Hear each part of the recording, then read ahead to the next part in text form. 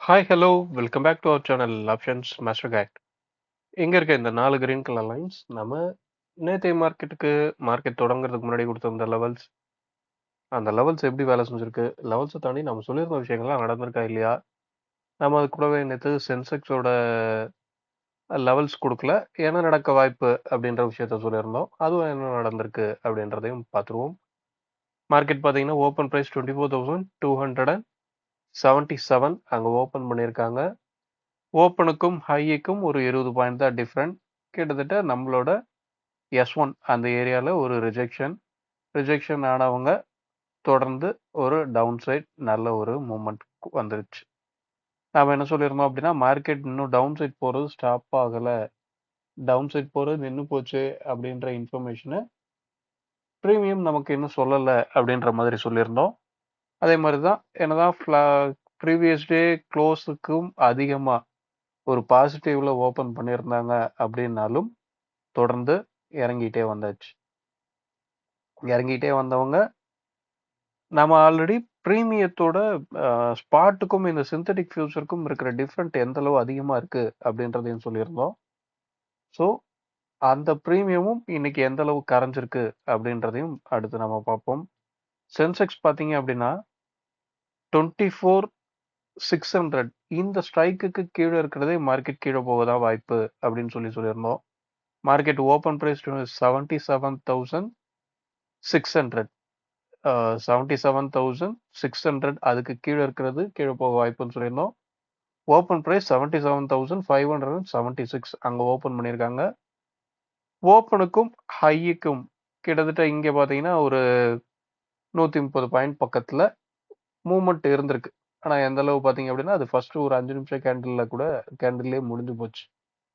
அதுக்கடுத்து இறங்குனவங்க நல்ல ஒரு இறக்கம் தொடர்ந்து இறங்குமுகமாகவே இருந்தாச்சு. இங்கே ஒரு ஸ்விங், இங்கே ஒரு ஸ்விங், இங்கே ஒரு ஸ்விங், அப்படியே போட்டிங்கன்னா ஒரு ட்ரையாங்கிள் பேட்டர்ன் எல்லாமே வந்து தொடர்ந்து ஒரு இறங்குமுகமாக வந்துருச்சு. இதை நாம் ஜஸ்ட்டு ப்ரீமியம் என்ன நடந்துகிட்டு இருக்கு, நாம் பை செல் பண்ணிக்கிட்டு இருக்க ஆப்ஷன்ஸில் நமக்கு எப்படி எந்த மாதிரி லாபம் வருமோ இல்லை நஷ்டம் வருமோ அதே மாதிரி தான் செல்லருக்கும் வரப்போகுது. அப்போ இன்ஸ்டிடியூஷனல் லெவல் செல்லர் எங்கே இருக்காங்க, அவங்க என்ன இப்போ ப்ராஃபிட்ல இருப்பாங்களா லாஸ்ட்ல இருப்பாங்களா, மார்க்கெட் நேற்று இருந்த இடத்துல இருந்து இங்கே மூவ் ஆயிருக்கு அப்படின்னா அவங்களோட ஸ்ட்ரைக்குங்க என்னவா இருக்க வாய்ப்பு, அவங்களோட ஸ்ட்ரைக் ஓடிஎம்மாவே நிற்க போகுதா இல்லை ஐடிஎம்மா இருக்கக்கூடிய வாய்ப்பு இருக்கா, இதை பார்த்து தான் நாம இந்த லெவல்ஸ் எல்லாம் சொல்லிட்டு இருக்கோம்.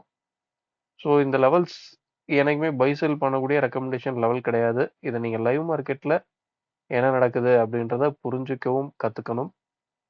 கூடவே ஸ்ட்ரைக்ஸ் என்ன மாதிரி இருக்கு அப்படின்றதையும் தொடர்ந்து புரிஞ்சுக்க முயற்சி பண்ணுங்க. ஒண்ணுமே கிடையாது, ஹை லோவை ஃபாலோ பண்ண போறீங்க, அதுதான். ஒவ்வொரு ஸ்ட்ரைக்ல இருக்க ஹையும் லோவையும் ஃபாலோ பண்ண போறீங்க. ஓகே, இப்போ பார்த்தீங்கன்னா 24,355 அப்படின்றது நமக்கு நாளைக்கு உண்டான R2 இருக்க போகுது. நாளைக்கு இல்லை, இன்னைக்கு உண்டான R2 இருக்க போகுது. 24,276 அப்படின்றது இன்னைக்கு உண்டான R1 இருக்க போகுது. நேற்றைய ஓப்பன் பக்கத்திலே இருக்கு. 24,121 அப்படின்றது S1 இருக்க போகுது. அதே நேரத்தில் 24,044 அப்படின்றது நம்மளோட S2 இருக்க போகுது. ஓகே, நல்ல ஒரு டிஸ்டன்ஸ் இருக்கு. இதை தாண்டி ப்ரீமியம் என்ன சொல்லுது அப்படின்னா, மார்க்கெட் நேற்று சொன்னது தான், இன்னமும் டவுன் சைட் போகிறது ஸ்டாப் ஆயிடுச்சு அப்படின்ற இன்ஃபர்மேஷனை இன்னும் நமக்கு மார்க்கெட் கொடுக்கல.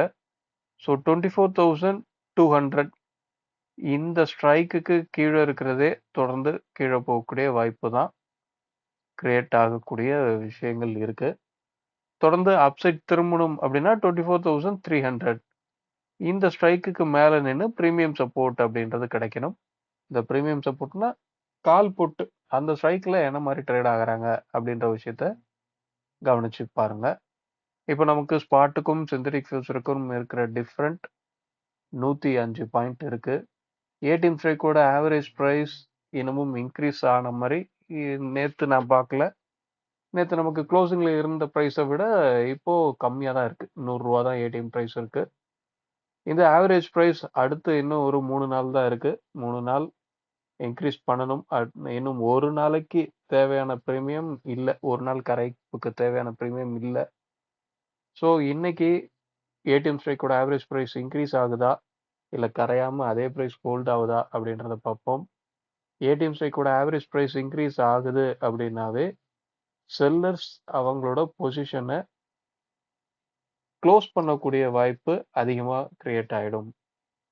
ஆட்டோமேட்டிக்காக இந்த ஏடிஎம் ஸ்ட்ரைக்கோட ஆவரேஜ் ப்ரைஸ் இன்க்ரீஸ் ஆகுது அப்படின்னா உங்களுக்கு இந்தியா விக்ஸும் ஆட்டோமேட்டிக்காக இன்க்ரீஸ் ஆகிடும்.